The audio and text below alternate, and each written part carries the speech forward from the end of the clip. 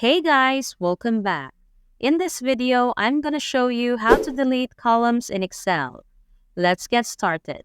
If you're wondering how to delete columns in Excel, you've landed on the right tutorial. Let's dive into it using the data table right in front of you. Step 1. Click on the chosen column heading, indicated by a letter at the top of the spreadsheet. This marks the column for removal. In our example, let's go with column B. Now right-click and opt for Delete. That's all there is to it. Notice how the column order adjusts with our change. March has shifted to column B.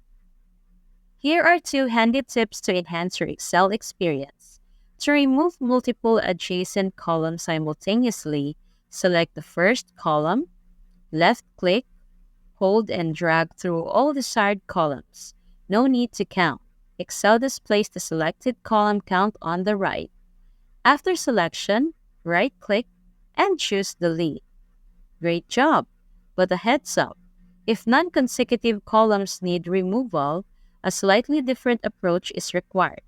For non-consecutive columns, click the first one, press the Control key, and select any other columns needed.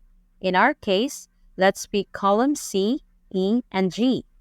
Right-click, select Delete, and we're done. However, remember, once you delete columns, the data is gone. If you might need that information later, consider hiding the columns. Thanks for watching. And if you found this video useful, don't forget to give it a thumbs up and hit that subscribe button for more content like this.